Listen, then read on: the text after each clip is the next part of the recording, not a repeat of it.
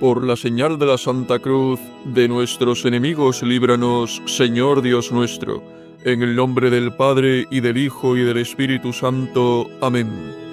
Bendito y alabado sea el Santísimo Sacramento del altar, y la purísima e inmaculada concepción de la bienaventurada siempre Virgen María, Madre de Dios y Madre nuestra, concebida en gracia, sin mácula de pecado original desde el primer instante de su ser natural.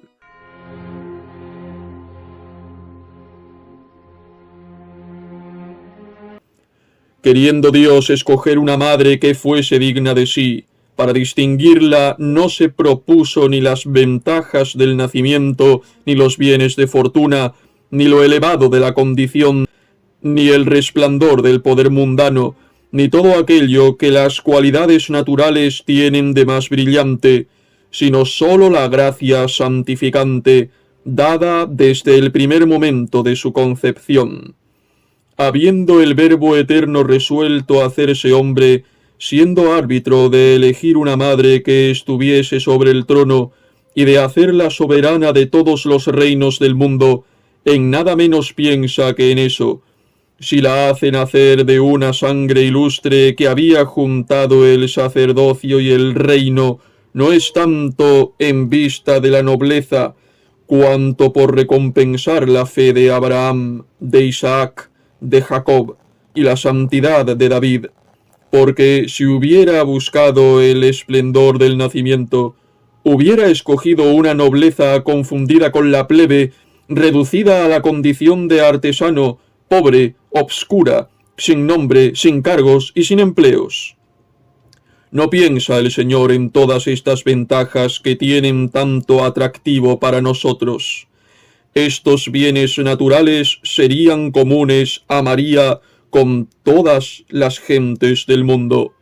La Madre de un Dios merece una distinción, un privilegio que le sea de tal modo propio que no convenga a otra persona que a ella. Pues, ¿cuál es esa ventaja que Dios se propone con preferencia a todas las otras y que hace el carácter y distintivo de la grandeza de María? ¿Cuál es esta insigne gracia que la hace digna de ser Madre de Dios? ¿Cuál es este privilegio singular que la distingue de los Jeremías, de los Bautistas, de todos los más grandes santos y de todas las vírgenes? Es, sin duda, la gracia insigne y especial que distingue tanto el primer momento de su concepción.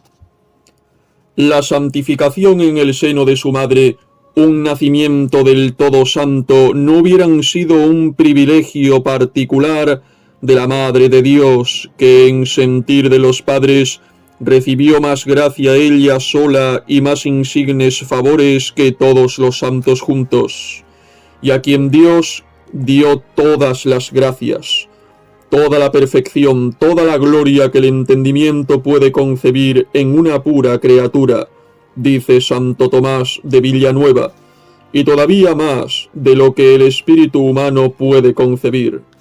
En fin, dice San Bernardino de Sena, a quien Dios dio una gracia tan grande y tan singular, cual podía darse a una pura criatura.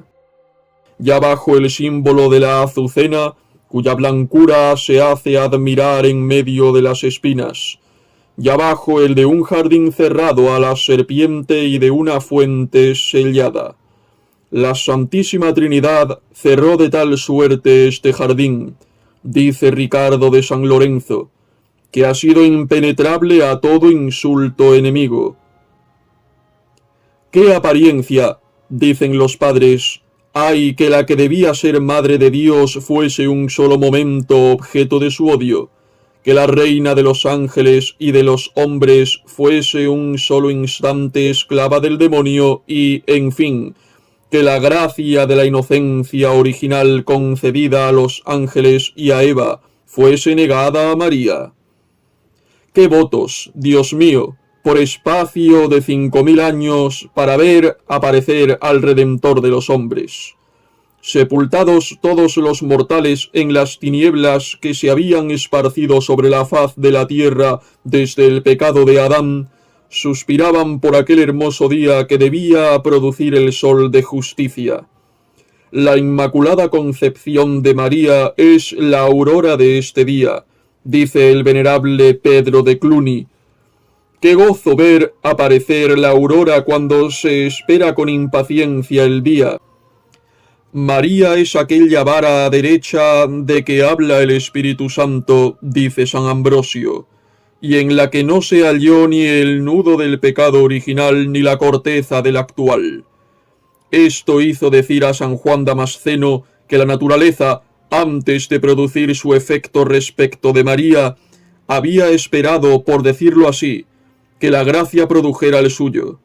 Los otros hombres, dice San Buenaventura, han sido levantados de su caída por la gracia del Redentor, pero María ha sido sostenida para que no cayera.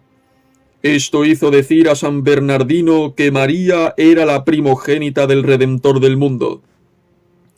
El impedir la caída es un beneficio mucho mayor que el levantar al que ha caído. San Buenaventura se explica sobre este insigne favor de un modo todavía más preciso. Digo que Nuestra Señora fue llena de la gracia preveniente en su santificación, dice este seráfico doctor, esto es, de una gracia preservativa de la mancha del pecado original, el que hubiera contraído por la corrupción de la naturaleza si no hubiera sido preservada por una gracia especial, con la que fue prevenida, porque se debe creer que por un nuevo género de santificación la preservó el Espíritu Santo del pecado original, no porque estuviese ya en ella, sino porque si hubiera entrado por una gracia singular, no hubiera sido preservada de él. El angélico doctor Santo Tomás de Aquino, oráculo de la teología y uno de los más devotos de la Santísima Virgen, no se explica menos claramente sobre su Inmaculada Concepción. He hallado, dice, un hombre sin pecado, es, a saber, Jesucristo. Pero no he hallado mujer alguna que fuese totalmente exenta de él, hasta del original y venial, fuera de la Santísima Virgen, toda pura y digna de toda alabanza. Bien se puede hallar, dice en otra parte, una criatura más pura que todo lo que hay puro entre lo creado, si se halla exenta del pecado original.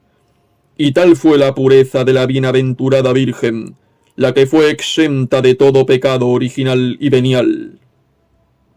En este mismo sentido habla de la Inmaculada Concepción de María San Bernardo de Claraval, uno de los más devotos de la Señora, cuando, en su sermón sobre la Salve Regina, exclama: «Vos habéis sido inocente, María, así por lo que mira al pecado original como a los actuales, y no hay otro que lo sea sino vos sola.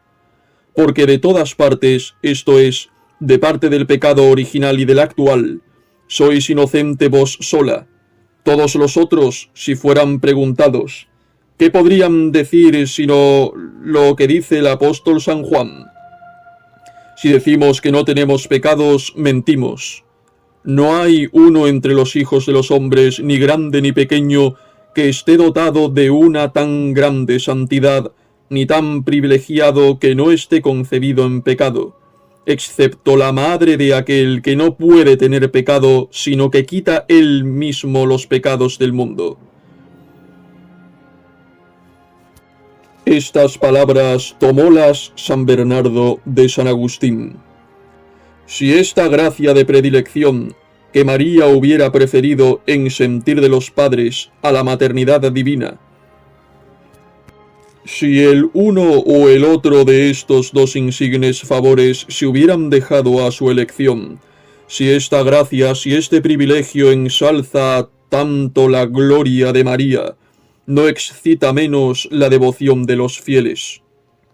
Desde el nacimiento de la Iglesia no ha habido siglo alguno en que la Inmaculada Concepción de la Madre de Dios no haya sido el objeto de su veneración y de su culto.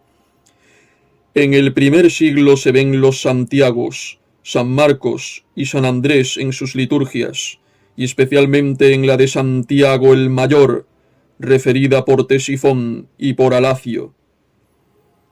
En el segundo, San Justino, mártir, San Hipólito y San Cipriano. En el tercero, San Gregorio Taumaturgo, Orígenes y San Dionisio Alejandrino. En el cuarto, San Atanasio, San Ambrosio y San Antiloquio, que todos hablan de la Santísima Virgen como exenta por una gracia especial de toda mancha de pecado. La Virgen María, dice Orígenes, es digna del digno, inmaculada del inmaculado, una del uno, única del único. En el quinto siglo tenemos a San Agustín, a San Jerónimo, a San Máximo de Turín y a Teodoreto. En el sexto a San Fulgencio de Ruspe y San Sabas, que se cree autor de un oficio a honra de la Inmaculada Concepción de la Madre de Dios, al cual San Germán, patriarca de Constantinopla, añadió una antífona. En el siglo VII están San Ildefonso de Toledo, Sofronio, patriarca de Jerusalén, y el sexto concilio general tenido en Constantinopla, que recibió con aplauso la carta de este patriarca, quien llama a María inmaculada y exenta de todo contagio de pecado. En el octavo, Radberto, abad de Corbia, San Juan Damasceno, Raimundo Jordán, abad de Selés, tan conocido bajo el nombre de idiota que tomó por humildad, y el segundo concilio general niceno, que llama a la Santísima Virgen más pura que toda la naturaleza sensible e intelectual, esto es, más pura que los mismos ángeles que jamás fueron manchados con el menor pecado, ni original ni actual. En el siglo IX, Teófanes y las Emeneas griegas tan antiguas. Estos son unos libros eclesiásticos para el uso de los griegos, donde está bien señalada su devoción a la Concepción Inmaculada. Por singular providencia, dícese en ellos: hizo Dios que la Sagrada Virgen desde el mismo principio de su vida fuese tan pura como convenía a la que había de ser digna de tanto bien, esto es, de Cristo. En el siglo X, San Gilberto y San Anselmo, San Pedro Damiano, cardenal, y San Bruno, fundador de los cartujos.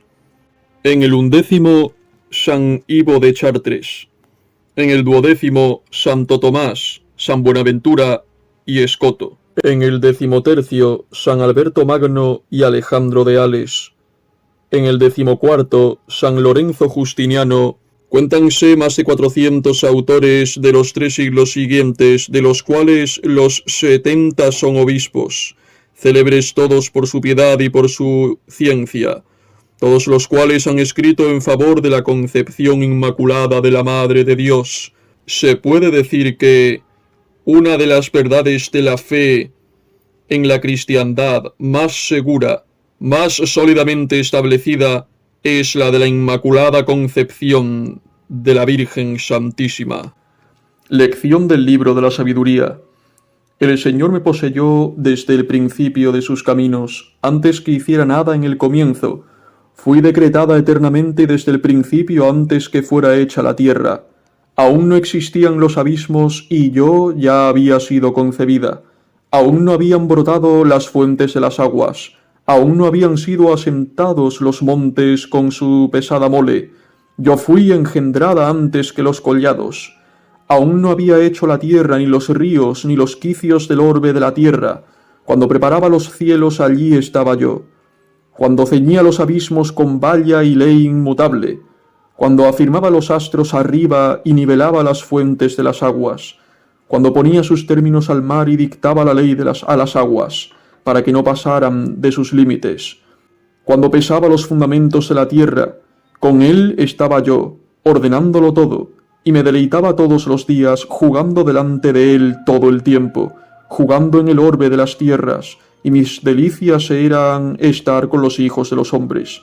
Ahora pues, hijos míos, oídme, bienaventurados los que guardan mis caminos. Escuchad el consejo y sed sabios, y no lo despreciéis. Bienaventurado el varón que me oye, y que vela todos los días a mi puerta, y que guarda los umbrales de mi puerta.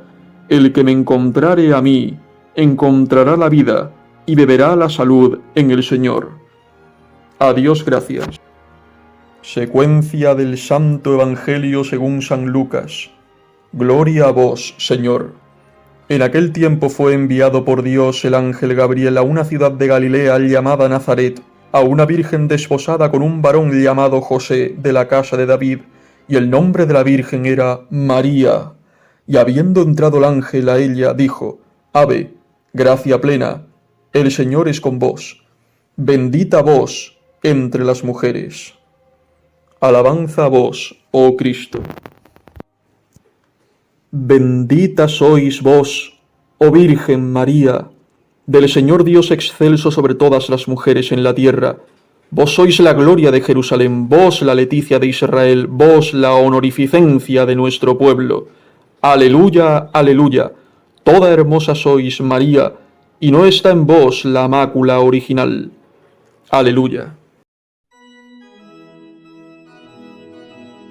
Ave María Purísima, sin pecado concebida. Bendita y alabada sea la hora en que María Santísima vino en carne mortal a Zaragoza, sea por siempre bendita y alabada. Madre mía de Covadonga, salvadme y salvad a España. ¡Viva España! En el nombre del Padre, y del Hijo, y del Espíritu Santo. Amén.